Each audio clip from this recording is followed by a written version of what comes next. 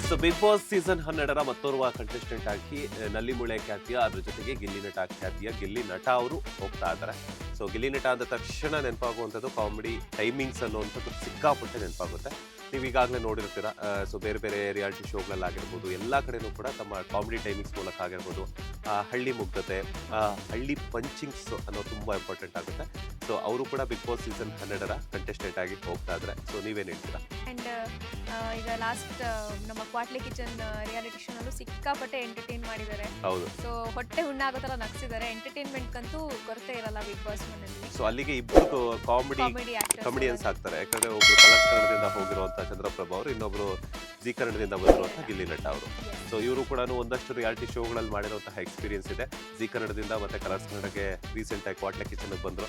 ಅದಾದ ನಂತರ ಈಗ ಬಿಗ್ ಬಾಸ್ ಮನೆಗೆ ಬಲಗಾಲಿಟ್ಟು ಪ್ರವೇಶ ಮಾಡ್ತಾ ಇದ್ದಾರೆ.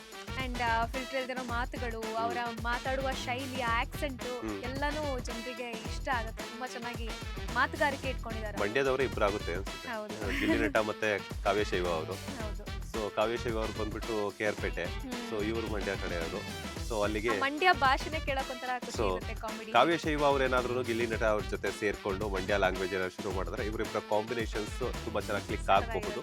But end of the day Kavyashaiva ಅವ್ರು ಬೆಂಗಳೂರಲ್ಲಿ ಬೆಳೆದಿರೋದ್ರಿಂದ ಆ ಸ್ಲ್ಯಾಂಗ್ ಸ್ವಲ್ಪ ಕಷ್ಟ ಆಗುತ್ತೆ. ಯಾಕಂತಂದ್ರೆ ಆ ಭಾಷೆಗೆ ಇರುವಂತಹ ಪ್ರೀತಿನೇ ಬೇರೆ ಮಂಡ್ಯ ಭಾಷೆ ಅಂದ ತಕ್ಷಣ. ಯಾಕಂತಂದ್ರೆ ಸಕ್ಕರೆ ಅಷ್ಟೇ ಸ್ವೀಟ್ ಇರುವಂತದ್ದು. ಸೊ ಅದನ್ನ ಕಲಿಬೇಕು ಅಂದ್ರೆ ಎಲ್ಲ ಯಾಕಲ ಅದೇನೋ ಬರುತ್ತದು. ಸೊ ಹಾಗಾಗಿ ಕ್ಯಾಮೆ ಇದೆ, ಕ್ಯಾಮೆನೆ ಮಾಡ್ತಿರೋದು ಈಗ ಈ ತರ ಸ್ಲ್ಯಾಂಗ್. ಬಟ್ ಇರ್ತತೆ ಏಕ್ಲಾ ಇದೆಲ್ಲ ಬರ್ತಾ ಇರುತ್ತೆ.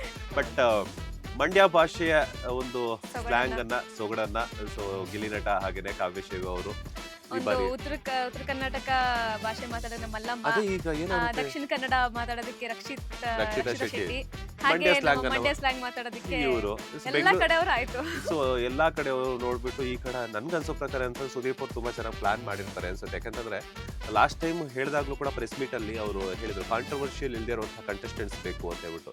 ಐ ಥಿಂಕ್ ಈ ಸಲ ನಾವು ಮಾತಾಡಿರೋದು ಇಷ್ಟು ಜನ ಕಂಟೆಸ್ಟೆಂಟ್ಸ್ ಜಾಸ್ತಿ ಕಾಂಟ್ರವರ್ಷಿಯಲ್ ಆಗಿ ಯಾರು ಮಾಡ್ಕೊಂಡಿಲ್ಲ. ಆಲ್ಮೋಸ್ಟ್ ಕಾಂಟ್ರವರ್ಸಿ ಇಲ್ಲದೆ ಇರುವಂತವ್ರೆ ಕಡಿಮೆ ಅನ್ನೋದಕ್ಕಿಂತ ಇಲ್ವೇ ಇಲ್ಲ ಅಂತ ಅನ್ಸುತ್ತೆ ನನ್ಗನ್ಸೋ ಪ್ರಕಾರ.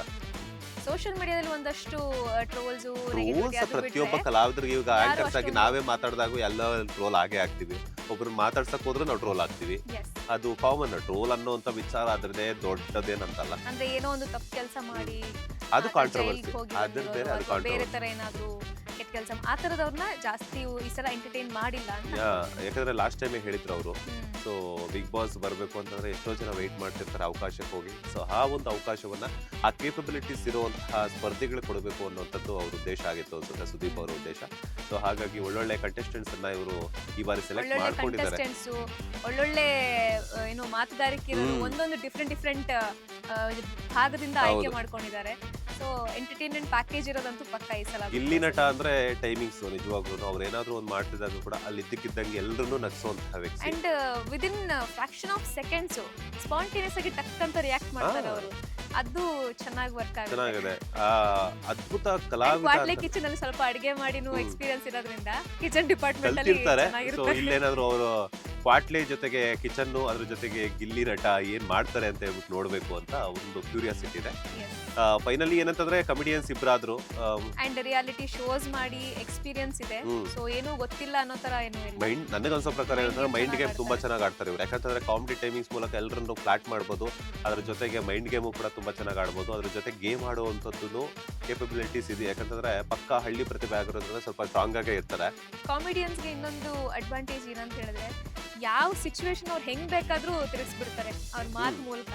ಬಟ್ ಅದು ಅತಿಯಾದ್ರೆ ಅಮೃತನೂ ವಿಷ ಆಗ್ಬಿಡುತ್ತೆ. ಯಾಕಂದ್ರೆ ಸೀರಿಯಸ್ ಏನಾದ್ರೂ ಒಂದು ಡಿಸ್ಕಷನ್ ನಡೀತಿರುವಂತ ಸಂದರ್ಭದಲ್ಲಿ ಕಾಮಿಡಿ ಮಾಡಕ್ ಹೋದ್ರೆ 24 ಗಂಟೆ ಅದೇ ಕೆಲಸ ಅಂತ ಹೇಳಿ ಬೈದು. ಯಾಕಂದ್ರೆ ಬಿಗ್ ಬಾಸ್ ಅಲ್ಲಿ ಈ ತರ ಯಾಕಂದ್ರೆ ಮೊಬೈಲ್ ಇರಲ್ಲ, ಪರ್ಸನ್ಸ್ ಎಲ್ಲಾನು ಕೂಡ ಮೊಬೈಲ್ ಇರಲ್ಲ, ಟೈಮಿಂಗ್ಸ್ ಎಷ್ಟೊತ್ತಿ ಅಂತ ಗೊತ್ತಿರಲ್ಲ, ಊಟ ಇರಲ್ಲ ಕರೆಕ್ಟ್ ಆಗಿ, ಅದ್ರ ರೂಲ್ಸ್ ಅಂಡ್ ರೆಗ್ಯುಲೇಷನ್ಸ್, ಆ ಪ್ರೆಸ್ಟೇಷನ್ ಅದು ಟಾಸ್ಕ್ ಕೊಡ್ಬೇಕಾಗುತ್ತೆ. ಅಲ್ಲೇನೋ ಇನ್ನೊಬ್ರು ಯಾರೋ ಒಂದು ಅದ್ ಮಾಡಿರ್ತಾರೆ, ಅದಿಷ್ಟ ಆಗಲ್ಲ. ಇಂಥ ಒಂದು ಸಂದರ್ಭದಲ್ಲಿ ಕಾಮಿಡಿ ಮಾಡಕ್ ಹೋದಾಗ ಆ 17 ಜನ ಉಲ್ಟಾ ಹೊಡಿಯುತ್ತೆ. ಸೊ ಅಲ್ಲೇನಾದ್ರು ಮತ್ತೆ ಜಗಳ ಆಡುವಂತದ್ದು ಈ ತರ ತುಂಬಾ ಆಗಿದೆ ಕೂಡ. ಕ್ಲೋಸ್ ಫ್ರೆಂಡ್ಸ್ ಆಗಿದ್ಕೊಂಡು ಬಿಗ್ ಬಾಸ್ ಟ್ರಿಗರ್ ಅನ್ನೋದು ಹಾಗೆ ಆಗುತ್ತೆ. ಯಾಕಂದ್ರೆ ಸಿಚುವೇಶನ್ ಈಗ ನಾವು ಊಟ ಮಾಡಿಲ್ಲ ಅಂದಾಗ ಕಾಮನ್ ಆಗಿ ಕೋಪ ಜಾಸ್ತಿನೇ ಬರುತ್ತೆ. ಸೊ ಅಂತ ಟೈಮಲ್ಲಂತೂ ಇದು ಜಾಸ್ತಿ ಆಗೇ ಆಗುತ್ತೆ. ಎಂಡ್ ಆಫ್ ದ ಡೇ ಏನಂತಂದ್ರೆ ಕಾಮಿಡಿಗಂತೂ ಬರ ಇಲ್ಲ, ಅದ್ರ ನಗೆ ಚಟಾಕಿ ಇಬ್ಬಿಬ್ರು ಕಾಮಿಡಿ ಆಕ್ಟರ್ಸ್ ಹೋಗ್ತಾ ಇದ್ದಾರೆ. ಐ ಥಿಂಕ್ ಏನಂದ್ರೆ ಬಿಗ್ ಬಾಸ್ ಸೀಸನ್ 12 ಭರಪೂರ ಮನರಂಜನೆಯ ಪವರ್ ಪ್ಯಾಕ್ ಆಗುತ್ತೆ ಅಂತಂದ್ರೆ ತಪ್ಪಾಗಲ್ಲ. ಅಂಡ್ ನಮ್ಮ ಸಂಭಾವ್ಯರ ಪಟ್ಟಿಯಲ್ಲಿ ಕೂಡ ಗಿಲ್ಲಿ ನಟ ಇದು. ಸೊ ನಾವು ನೋಡಿ ಎಷ್ಟು ಚೆನ್ನಾಗಿ ನಾವು ಡಿಸ್ಕಸ್ ಮಾಡಿದ್ವಲ್ಲ. ನಮ್ಮ ಮೈಂಡ್ ಗೇಮ್ ಚೆನ್ನಾಗಿದೆ. ನಾವು ಚೆನ್ನಾಗಿ ಮೈಂಡ್ ಓಡಿಸಿದ್ವಿ ಅನ್ಸುತ್ತೆ.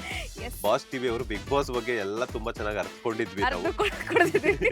ಸೊ ಹಾಗಾಗಿ ಇರುವೆ ಬಿಗ್ ಬಾಸ್ ಸ್ಪರ್ಧಿಯಾಗಿ ಗಿಲ್ಲಿ ನಟ ಅವರು ಕೂಡ ಕಾಲಿಡ್ತಾ ಇದ್ದಾರೆ. ಸೊ ಅವ್ರಿಗೂ ಕೂಡ ಒಳ್ಳೇದಾಗ್ಲಿ. ಅಂಡ್ ನಿಮ್ಮ ಕಾಮಿಡಿ ಟೈಮಿಂಗ್ಸ್, ನಿಮ್ಮ ಒಂದು ಕಷ್ಟ ಎಲ್ಲರೂ ನೋಡಿದ್ದಾರೆ. ಯಾಕಂತಂದ್ರೆ ಸಾಕಷ್ಟು ರಿಯಾಲಿಟಿ ಶೋಗಳಲ್ಲಿ ಆಗಿರ್ಬೋದು, ನಿಮ್ಮ ಮನೆ ಪರಿಸ್ಥಿತಿ ಆಗಿರ್ಬೋದು ನೋಡಿದ್ರೆ ಹಾಗೇನೆ ಅದ್ರ ಜೊತೆಗೆ ಏನಂತ ತುಂಬಾ ಕಷ್ಟಪಟ್ಟು ಬೆಳೆದಿರುವಂತಹ ನಟ ಅಂತ ತಪ್ಪಾಗಲ್ಲ. ಯಾಕಂತಂದ್ರೆ ಹಾಸ್ಯ ಕಲಾವಿದರಾದ್ರೂ ಕೂಡ ಆ ಒಂದು ಸ್ಟೇಜಿಗೆ ಬರಬೇಕು ಅಂತಂದ್ರೆ ಅವ್ರ ಕಷ್ಟ ಎಷ್ಟಿರುತ್ತೆ. ಒಂದು ರಿಯಾಲಿಟಿ ಶೋ ಅಲ್ಲೇನೋ ಹೇಳಿದ್ರು ಅವರು, ಯಾಕಂದ್ರೆ ಒಂದು ಇಂಟರ್ವ್ಯೂ ಅಲ್ಲ ರಿಯಾಲಿಟಿ ಶೋ ಅಲ್ಲ, ಅವ್ರ ಅಮ್ಮನ ಹತ್ರ ಎಷ್ಟೋ ಒಂದು ₹100-150 ದುಡ್ಡಿಸ್ಕೊಂಡು ಬಂದಿದ್ದಂಥವ್ರಂತೆ. ಅದಾದ್ಮೇಲೆ ಹೋಗ್ಲೇಬಾರ್ದು ಅಂತೇನು ಡಿಸೈಡ್ ಮಾಡಿದ್ರು ಅಂತ ಒಂದು ಸುದ್ದಿ ನನಗೆ ನೆನಪಿದೆ, ಬಟ್ ಅದಷ್ಟು ಅಂತ ಗೊತ್ತಿಲ್ಲ. ಬಟ್ ಬೆಂಗಳೂರಿಗೆ ಬಂದಾಗ ಅವ್ರ ಕೈಯಲ್ಲಿ ಏನೂ ಇರಲಿಲ್ಲ ಅನ್ನುವಂಥದ್ದು ಕೂಡ ಆಕ್ಟರ್ ಆಗಬೇಕು ಅಂತ ಬಂದಾಗ ಇದಿತ್ತು ಅಂತ ಹೇಳ್ತಿತ್ತು. ಅದಾದ ನಂತರ ಈ ರೇಂಜಿಗೆ ಬಂದಿದ್ದಾರೆ ಅಂತಂದ್ರೆ ನಿಜವಾಗ್ಲೂ ಮೆಚ್ಚಲೇಬೇಕು. ಎಂಡ್ ಆಫ್ ದ ಡೇ ಏನಂತಂದ್ರೆ ಬಿಗ್ ಬಾಸ್ ಮನೆಯ ರೂಲ್ಸ್ ರೆಗ್ಯುಲೇಷನ್ಸ್, ಅದ್ರ ಜೊತೆಗೆ ಅಲ್ಲಿ ನಿಮ್ಮ ಪರ್ಫಾರ್ಮೆನ್ಸ್ ಕೂಡ ಇಂಪಾರ್ಟೆಂಟ್ ಆಗುತ್ತೆ. ಎಂಟರ್ಟೈನ್ಮೆಂಟ್ಗೆ ಬರೀ ನಿಮ್ಮ ಹಾಸ್ಯ ಒಂದು ಮಾತ್ರ ಇಂಪಾರ್ಟೆಂಟ್ ಆಗಿರಲ್ಲ, ಅದ್ರ ಜೊತೆಗೆ ಅಲ್ಲಿ ಟಾಸ್ಕ್ಗಳನ್ನು ಕೂಡ ತುಂಬಾ ಚೆನ್ನಾಗಿ ನಾವು ಆಡಬೇಕಾಗುತ್ತೆ. ಅಂಡ್ ಒಳ್ಳೆದಾಗಲಿ, ಆಲ್ ದಿ ಬೆಸ್ಟ್. ಲೇಟೆಸ್ಟ್ ಹಾಗೂ ಇಂಟ್ರೆಸ್ಟಿಂಗ್ ಸುದ್ದಿಗಳಿಗಾಗಿ ಬಾಸ್ ಟಿವಿ ಕನ್ನಡ ಚಾನೆಲ್ನ ಸಬ್ಸ್ಕ್ರೈಬ್ ಮಾಡಿ. ಹಾಗೆಯೇ ಬೆಲ್ ಐಕಾನ್ ಪ್ರೆಸ್ ಮಾಡಿ. ಇದರ ಜೊತೆಗೆ ಫೇಸ್ಬುಕ್, ಇನ್ಸ್ಟಾಗ್ರಾಮ್, ಎಕ್ಸ್ ನಲ್ಲೂ ಮಿಸ್ ಮಾಡದೆ ಫಾಲೋ ಮಾಡಿ.